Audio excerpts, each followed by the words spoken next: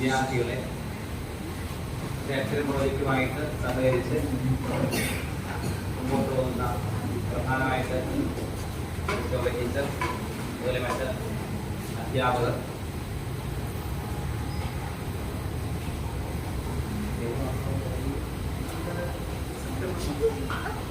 September മാസത്തിൽ തുടങ്ങിയ ഒരു പ്രോജക്റ്റാണ്. ഈ പ്രോജക്റ്റ് തുടങ്ങുന്ന സമയത്ത് എനിക്ക് നല്ല ഓർമ്മയുണ്ട്. കുറേ ദിവസം കുട്ടികളെ പിടിച്ച് ഇരുത്താൻ പ്രയാസമായിരുന്നു. ഒരറ്റത്ത് രണ്ട് കുട്ടികളെ പിടിച്ചിരുത്തുമ്പോൾ മറ്റേ അറ്റത്തുകൂടി 3 പേര് ചാടിപ്പോകുന്ന അവസ്ഥയുണ്ടായിരുന്നു. കുറേ ഒരു മാസത്തിലേറെ പ്രതിസന്ധിയിലൂടെയാണ് കടന്നുപോയത്. അതായത് ക്ലാസ് എടുക്കാൻ വരുന്ന ഈ ടീച്ചേഴ്സ്, നിങ്ങൾ ചേച്ചി എന്നൊക്കെയാണ് വിളിക്കുന്നത്, അവരൊക്കെ വല്ലാതെ ബുദ്ധിമുട്ടുന്നതായിട്ട് എനിക്ക് അനുഭവപ്പെട്ടിട്ടുണ്ട്. കാരണം ലക്ഷ്യമില്ല. നിങ്ങളുടെ കണക്ക്, ഇംഗ്ലീഷ് 2 വിഷയങ്ങളല്ലേ ഉള്ളൂ. കണക്ക്, ഇംഗ്ലീഷ് തുടങ്ങിയ വിഷയങ്ങളിലെ അടിസ്ഥാന ആശയങ്ങളൊക്കെ നിങ്ങളിൽ ഉറപ്പിച്ച് ആ വിഷയങ്ങൾ നിങ്ങൾക്ക് പഠിക്കാൻ എളുപ്പമാക്കി തരാൻ വേണ്ടിയിട്ടായിരുന്നു ഈ പ്രോജക്റ്റ് സ്റ്റാർട്ട് ചെയ്തത്. എന്തായിരുന്നാലും ആ ഒരു ചെറിയ ഇടവേള കഴിഞ്ഞപ്പോൾ അതിനുശേഷം കുട്ടികൾ സ്വന്തം ഇഷ്ടപ്രകാരം ഇരിക്കുന്ന കുറേ പേർ ഉണ്ടായി. അതിൻ്റെ വളരെ സന്തോഷം. ഇത്രയും പേരൊന്നും ഞാൻ ഒരുമിച്ച് ആ ക്ലാസ്സിൽ കണ്ടിട്ടില്ല. ഇവരൊക്കെ ക്ലാസ്സിൽ ഇരിക്കുന്നവരായിരുന്നെങ്കിലും ഈ ഇടയ്ക്ക് ഗവൺമെന്റിന്റെ തന്നെ ശ്രദ്ധ എന്ന ഒരു പ്രോജക്റ്റ് ഉണ്ട്. ആ ശ്രദ്ധയിലേക്ക് കുട്ടികളെ വേണമല്ലോ, 8, 9. അതുകൊണ്ട് ഇവരെ അങ്ങോട്ട് ഷിഫ്റ്റ് ചെയ്തു. അതുകൊണ്ടാണ് ഇവർ ആ ക്ലാസ്സിന് എത്താത്തത്.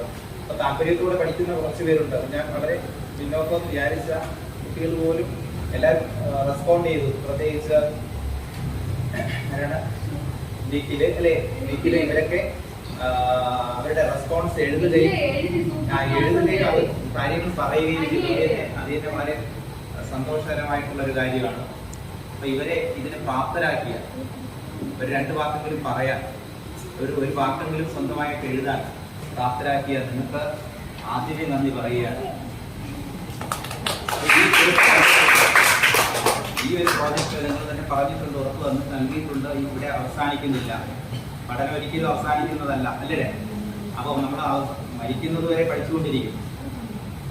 ഔപചാരിക വിദ്യാഭ്യാസം നമ്മൾ തീർന്നാലും, ഇപ്പോൾ ഡിഗ്രി, PG അതൊക്കെ കഴിഞ്ഞ് അവിടെ ഔപചാരിക വിദ്യാഭ്യാസം ഒരു സ്ഥാപനത്തിൽ പോയി പഠിക്കുന്നത് കഴിഞ്ഞാലും പിന്നെയും നമ്മൾ പഠിച്ചുകൊണ്ടിരിക്കുകയാണ്, അല്ലേ? വയസ്സാകുന്ന അത്രയും നാൾ, അതായത് ജീവിച്ചിരിക്കുന്ന അത്രയും നാൾ നമ്മൾ ഓരോ പുതിയ കാര്യങ്ങൾ, ഓരോ ദിവസവും പുതിയ കാര്യങ്ങളുണ്ട്, അതെല്ലാം പഠിച്ചുകൊണ്ടിരിക്കണം. പഠിക്കാനുള്ള താല്പര്യം എപ്പോഴും ഉണ്ടാകണം. പുതിയ കാര്യങ്ങൾ അറിയാനുള്ള താല്പര്യം ഉണ്ടാകണം. ഇവിടെ നമ്മൾ ചെയ്തു വരുന്നത് അടിസ്ഥാനമായിട്ടുള്ള കാര്യങ്ങൾ, അല്ലെ? 2 വിഷയങ്ങളെ ആ വിഷയങ്ങളിലെ അടിസ്ഥാന ആശയങ്ങൾ നിങ്ങളിൽ ഉറപ്പിക്കാൻ വേണ്ടി ആ വിഷയത്തിൽ താല്പര്യം ഉണ്ടാകാനുള്ള പ്രവർത്തനങ്ങളൊക്കെയാണ് ചെയ്തു പോകുന്നത്. അപ്പൊ നിങ്ങൾക്കൊക്കെ കണക്കൊക്കെ എളുപ്പമായി തുടങ്ങിയെന്ന് ആര് പറഞ്ഞു? അജയ പറഞ്ഞു, അല്ലെ? കണക്ക് പ്രയാസമുള്ള ഒരു വിഷയമാണ്. അപ്പൊ എളുപ്പത്തിൽ പഠിപ്പിച്ച അതിനോടുള്ള ഒരു താല്പര്യം ഉണ്ടാകണം. താല്പര്യം ഉണ്ടായിക്കഴിഞ്ഞാൽ എനിക്ക് തോന്നുന്നത്, എല്ലാവരും പറയുന്നതും കണക്കാണ് ഏറ്റവും പഠിക്കാൻ എളുപ്പമെന്ന്. എല്ലാവരും കണക്കാണ് ഏറ്റവും പ്രയാസം എന്ന് പറയുമ്പോൾ, അല്ലേ? എളുപ്പമാണ്. അത് പഠിപ്പിക്കുന്ന ആളുകളുടെ കഴിവാണ്, അല്ലേ?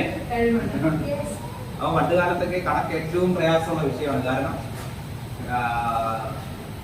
നല്ല വടിയുമായിട്ടാണ് സാർമാർ ക്ലാസ്സിൽ വരുന്നത്.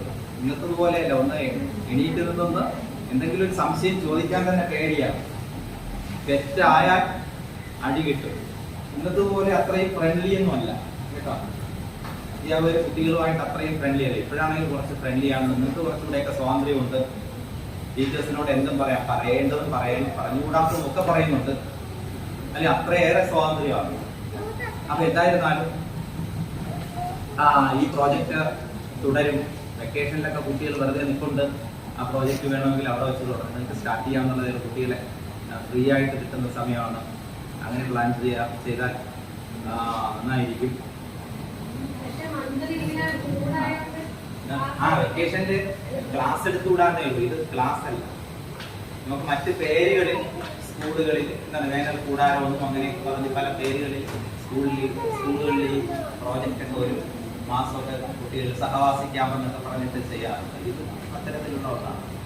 അപ്പൊ അത് സ്കൂളുകളിൽ തന്നെ ടീച്ചേഴ്സ് തന്നെ ഓർഗനൈസ് ചെയ്ത് നടത്താറുണ്ട്. അപ്പൊ അതുപോലെ തന്നെ ഇപ്പോൾ ഈ ക്ലാസ് കുട്ടികൾക്ക് ക്ലാസ് എടുത്തു കൊടുത്ത് അവരുമായിട്ട് നന്നായിട്ട് ഇടപഴകി അല്ലേ, നന്നായിട്ട് പഠിച്ച് പോയ എല്ലാവർക്കും ഒന്നുകൂടി നന്ദി പറഞ്ഞു.